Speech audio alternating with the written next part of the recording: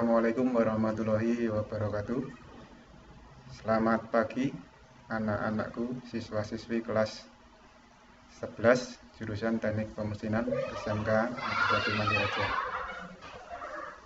Baik, pada pertemuan kali ini kita masih pada KD 3.1, yaitu memahami bagian-bagian mesin bubut CNC. Pada pertemuan sebelumnya kita sudah mendiskusikan tentang bagian mesin CNC, khususnya mesin bubut CNC yang terdapat pada bagian mekanik unit. Nah, untuk mengingatkan kembali, saya akan mereview sedikit yang sudah kita pelajari minggu lalu, yaitu tentang bagian mekanik dari mesin bubut. Singkat saja supaya untuk mengingatkan kembali bagi yang sudah lupa. Nah, ini adalah bagian atau gambar dari mesin CNC turning atau TU2A atau 2 aksis. Nah, jadi pada mesin CNC TU2A atau pada mesin CNC pada umumnya dibagi menjadi 2 bagian, yaitu bagian mekanik unit, ya, bagian ini mekanik unit, dan bagian kontrol unit. Nah, pada bagian mekanik unit di situ ada bagian yang namanya adalah motor utama sebagai penggerak spindle atau cekam. Kemudian ada eretan seperti halnya pada mesin bubut konvensional, berfungsi untuk menggerakkan tool post atau pahat. Di sini ada eretan melintang yang disimpulkan dengan sumbu X dan eretan memanjang dengan sumbu Z. Nah, ini adalah untuk mesin CNC 2 aksis. Nah, kalau yang kita saksikan pada video awal tadi adalah mesin CNC multi aksis atau sumbunya ada banyak. Kalau yang kita pelajari pertama kali ini adalah mesin CNC 2 aksis atau 2 sumbu, yaitu menggunakan sumbu X dan sumbu Z. Kemudian bagian mekanik yang selanjutnya adalah step motor atau servo motor, ya, ada yang juga menyebutnya servo motor. Nah, step motor atau servo ini berfungsi untuk menggerakkan eretan ke arah sumbu X dan sumbu Z. Jadi inilah motor inilah yang menggantikan tangan kita, ya, yang menggantikan tangan kita untuk menggerakkan spindle pada eretan. Kalau mesin konvensional kita harus untuk menggerakkan eretan atau mengarahkan pahat, kita harus memutar spindle dengan manual, dengan tangan, atau dengan otomatis yang mekanik. Nah, kalau pada mesin CNC, perannya adalah digantikan dengan step motor atau motor servo. Selanjutnya adalah bagian mekanik yang berikutnya adalah rumah alat potong atau disebut revolver. Kalau pada mesin konvensional juga disebut tool post, ya, rumah alat potong atau tool post. Pada mesin CNC disebut revolver. Fungsinya sama, untuk menjepit alat potong. Revolver ini digerakkan juga oleh step motor atau servo. Pergerakannya itu adalah untuk mengganti pahat atau untuk memilih penggunaan pahat, ya, memilih penggunaan pahat. Nah, kemudian bagian mekanik yang ketiga adalah cekam. Cekam di sini berfungsi untuk memegang atau menjepit benda kerja. Nah, cekam untuk di mesin CNC ada yang pergerakannya manual seperti pada mesin bubut konvensional, ada yang pengikatannya dengan elektrik atau sudah dikontrol secara elektrik. Nah, kemudian yang bagian mekanik yang utama yaitu ini meja mesin atau sliding bed. Fungsinya untuk menopang eretan, kemudian menopang kepala lepas, sebagai tumpuan atau landasan dari pergerakan eretan. Kemudian yang ketujuh adalah kepala lepas. Ini fungsinya sama untuk menopang benda kerja jika akan melakukan pembubutan yang bendanya panjang. Kemudian juga ini sebenarnya ini fungsinya untuk mata bor ini biasanya kalau mesin CNC bukan ditaruhkan pada kepala lepas, tapi ikut dipasang pada toolpost ya. Jadi ini tidak digunakan untuk memasang cak bor. Nah, itu untuk mengingatkan tadi bagian-bagian mekanik dari mesin bubut CNC. Nah, ini adalah hanya bagian utamanya saja ya. Jadi yang saya seperti yang pada judul tadi, bagian mekanik itu adalah bagian utama atau bagian pokok dari mesin bubut CNC. Artinya di sini di dalam mesin bubut ini CNC nanti masih banyak alat pendukung atau aksesoris yang tidak disebutkan di sini ya. Di sini hanya menyebutkan bagian utamanya saja. Nah, apalagi nanti pada mesin CNC yang untuk produksi ya, bukan untuk training. Nah, ini kan TU ini untuk training unit. Kalau yang PU atau produksi unit, nah itu pasti ada aksesoris tambahan yang lainnya yang lebih lengkap sesuai dengan kebutuhan produksi. Nah, kita masuk ke bagian pengendali atau kontrol unit. Nah, pada mesin CNC tadi bagian atas terdiri dari beberapa tombol ataupun knob yang berfungsi untuk mengendalikan jalannya mesin atau untuk pusat kontrol dari mesin tersebut. Nah, bagian kontrol unit nanti kalian bisa baca ya di modul yang sudah saya bagikan. Nah, di sini ada bagian-bagiannya nomor 1 sampai dengan 16. Nah, kalian nanti bisa baca dari saklar utama, lampu kontrol utama, tombol emergency. Nah, itu nanti bisa dibaca. Nah, sebenarnya untuk setiap mesin nanti kemungkinan untuk posisi tombolnya itu berbeda merek mesin akan terdapat posisi maupun bentuk-bentuk tombol ataupun pengontrol yang berbeda. Tetapi yang perlu digarisbawahi di sini adalah fungsinya relatif sama ya, walaupun nanti bentuknya ataupun posisinya berbeda, fungsinya relatif sama. Nah, pada bagian kontrol unit ini fungsinya adalah untuk mengendalikan mesin atau untuk pusat kontrol dari mesin tersebut. Antara lain yang satu berfungsi menyalakan mesin, kemudian memilih sistem operasi mesin mau CNC maupun atau mau manual. Ya, kemudian juga berfungsi untuk menginput program, ya, menginput program untuk pembuatan produk. Ya, jadi perlu saya jelaskan bahwa mesin CNC di sini untuk menjalankannya kita harus menginput program sesuai dengan gambar kerja yang akan kita buat.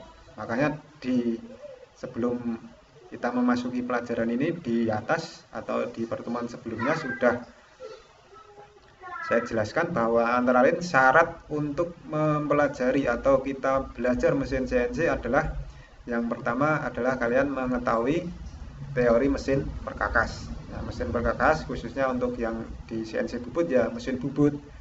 Artinya kalian juga sudah harus menguasai prinsip kerja dari mesin bubut. Ya, mulai dari putaran mesin, kemudian parameter pemotongan, kemudian jenis pahat, kemudian arah spindle. Nah, itu seharusnya sudah kalian pahami, harus sudah dikuasai tentang teori mesin perkakas dan juga prakteknya harus sudah bisa. Nah, kemudian ada syarat yang lainnya, yaitu memahami gambar teknik. Nah, ya ini berhubungan dengan pemrograman. Ketika kita akan membuat program, artinya kita harus bisa membaca atau memahami gambar teknik. Ya, membaca atau memahami gambar teknik, kemudian kita menyusun program, memilih tool atau pahat atau alat, kemudian barulah kita bisa menginput program di bagian control unit ini, ya.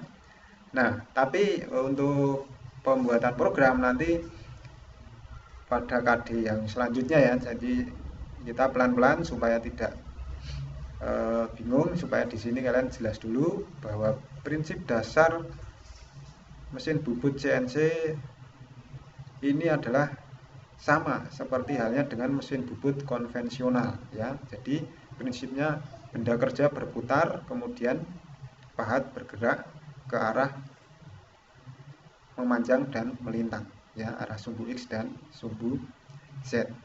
Nah, oke, itu adalah secara garis besar fungsi dari bagian pengendali atau kontrol unit ini. Nah, langsung saja kita bahas satu persatu. Di dalam bagian kontrol unit, di situ ada saklar utama, ya, yang bentuknya kira-kira seperti ini. Ini gambaran secara umum ya, tidak pasti semua mesin seperti ini untuk kodenya atau simbolnya. 0 dan 1 ini adalah 0 untuk off, 1 ini berarti on ya, berfungsi sebagai pintu masuk aliran listrik ke kontrol unit CNC ya, untuk saklar lah. Di mesin bubut juga sama, mesin konvensional sama. Kemudian tombol emergency atau darurat, fungsinya sama seperti halnya pada mesin lainnya, yaitu memutuskan aliran listrik yang masuk ke kontrol unit saat kondisi darurat ya.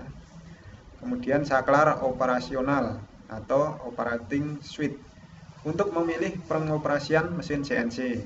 Nah, ini ya ada 3 pilihan. Ini untuk off ya. Kemudian ini untuk ketika kita mau mengoperasikan secara CNC, artinya kita dengan program ya. Kemudian ketika di angka 1 ini kita bisa mengoperasikan secara manual, artinya kita menggerakkan eretan itu dengan manual, artinya dengan menekan tombol X dan tombol Z, bukan dijalankan secara otomatis oleh program. Ini adalah fungsi dari saklar operasi.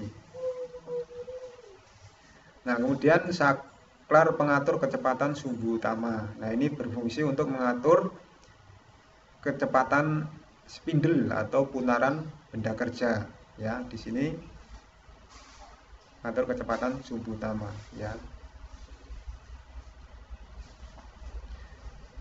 Kemudian selanjutnya adalah saklar layanan dimensi mesin atau untuk mengatur satuan yang dipakai pada mesin, apakah inci ataupun milimeter. Kemudian saklar pengatur asutan, mengatur kecepatan gerakan asutan dari eretan mesin. Jadi ini untuk mengatur kecepatan pemakanan ya, kecepatan gerakan dari eretan ya, bisa dipilih sesuai dari hitungan yang diperoleh. Jadi untuk melakukan kecepatan pemakanan ada berhubungan dengan bahan atau material, berhubungan dengan pahat. Nah, itu nanti dihitung dulu, baru kita menentukan ini besarnya asutan. Kemudian disk drive atau USB, ini untuk mengoperasikan memori atau flash disk ya, memindahkan data program dari mesin ke flash disk ataupun dari flash disk ke mesin ya, dari flash disk ke mesin atau dari mesin ke flash disk. Jadi program itu biasanya dibuat dulu dari komputer ataupun dari laptop. Nah, nanti ketika sudah jadi baru dipindahkan ke mesin gitu. Jadi tapi juga bisa langsung dibuat di mesin, cuman untuk membuat program itu kan membutuhkan waktu yang lama kalau yang benda kerjanya rumit, sehingga bisa dibuat di mesin, apalagi di laptop. Apalagi untuk saat ini untuk pembuatan program itu sudah jarang yang manual. Jadi dari gambar kita bisa langsung otomatis menyusun program dengan aplikasi yaitu Mastercam ya. Tapi kalau untuk awal ini kita belajarnya untuk membuat program secara manual supaya lebih paham. Nah, kemudian ini adalah tombol-tombol operasi pemrograman mesin CNC ya. Di sini dituliskan ada tombolnya dengan huruf HC. Tombol ini berfungsi untuk memindahkan fungsi dari CNC ke fungsi manual ya, sama seperti tadi. INP untuk berfungsi menyimpan data pada memori mesin, untuk menghapus karakter atau kata untuk diganti ya. Kemudian FWD untuk memindahkan kursor menuju nomor blok berikutnya. Nah, di modul sudah ada semua, nanti silahkan dibaca sampai dengan ini ya, del, tombol kombinasi untuk menghapus program secara keseluruhan dari memori mesin ya. Nah, ini tadi ini adalah materi yang untuk KD 3.1 sampai di sini ya. Ini ada semua bagian mesin bubut CNC. Nah, kemudian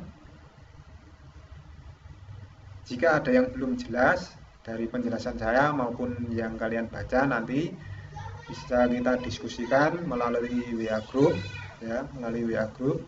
Nah, kemudian jangan lupa tadi ya, melakukan presensi di GCR atau Google Classroom, pilih sesuai tanggal pelajaran hari ini atau pertemuan hari ini. Kemudian nanti karena ini KD 3.1 sudah selesai untuk pembahasannya, di akhir pelajaran nanti di GCR saya upload soal untuk evaluasi KD 3.1. Nah, silahkan dikerjakan ya, silahkan dikerjakan dengan sebaik-baiknya. Belajar dulu, dibaca dulu materinya, kemudian penjelasan yang ini disimak berulang-ulang kalau perlu. Nah, kemudian dikerjakan, kemudian nanti nilai akan saya rilis di GCR ya. Mungkin untuk penjelasan di kesempatan kali ini cukup sekian. Sekali lagi, jadi nanti jika ada pertanyaan bisa kita diskusikan di GCR ya, bisa kita diskusikan di GCR. Baik, untuk pertemuan kali ini saya akhiri. Jangan lupa tetap jaga kesehatan, jangan lengah karena kita masih pandemi, tetap patuhi protokol kesehatan. Baik, untuk pertemuan kali ini saya akhiri. Wassalamualaikum warahmatullahi wabarakatuh.